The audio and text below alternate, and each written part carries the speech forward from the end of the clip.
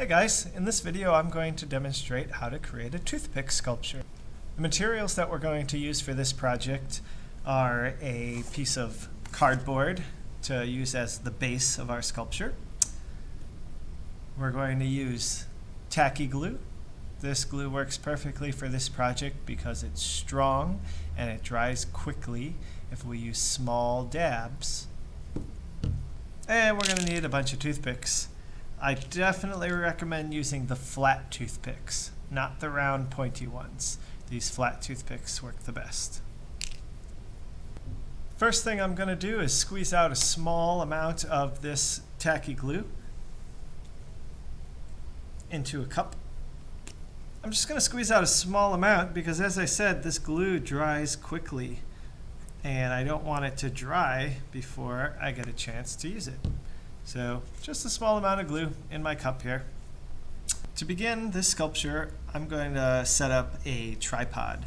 A tripod is a strong shape to use as the base of my sculpture.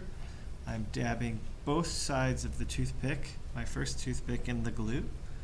I'm going to hold it here, get my next toothpick, dab it in, ready to go. Set it here and hold it gently. And my third toothpick to complete my first tripod shape, tripod pyramid shape.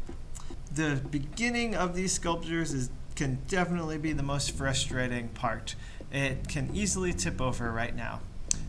Try not to get too frustrated. If it tips over, we'll just set it back up again.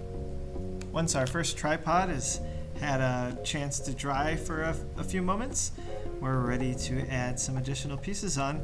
Right now I'm still thinking about creating a strong, secure base. So I'm going to add another piece on right here.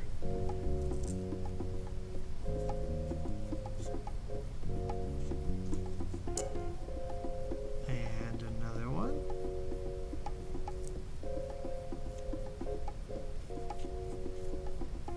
And another one.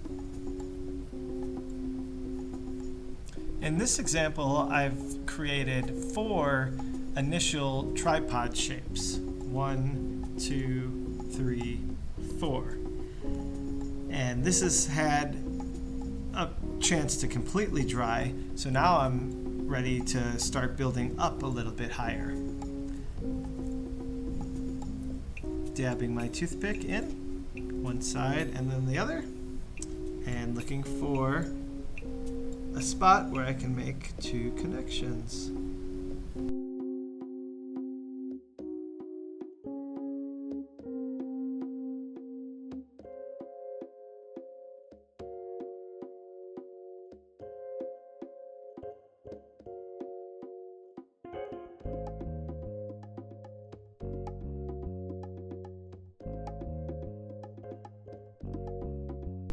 Here's another toothpick sculpture that's in progress. It's amazing to me the gestural motion that I can see in this form. Even though it's not actually moving or going anywhere, the lines of the toothpicks suggest motion and movement. This one almost looks to me like a grasshopper that's just leaping off of the ground. This is a sculpture that really pays to take our time. It requires a little bit of patience, but that can be enjoyable if you allow yourself to fall into the Zen meditation of the project, observing closely and finding the next move of where you want to go with your sculpture. I also find when I'm working on these sculptures that I might have an idea in my head of what it's going to look like, but as I'm working on it, the sculpture starts talking to me and telling me where we should go, to the left, to the right, up, or maybe back down to secure the base a little bit more. Where will the next toothpick of this sculpture go? Here, perhaps?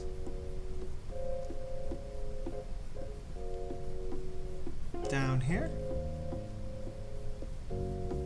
Or on the other side? Maybe up on top, growing taller? I'm gonna put this one in that first position that I noticed. And I'm actually going to balance this one halfway through.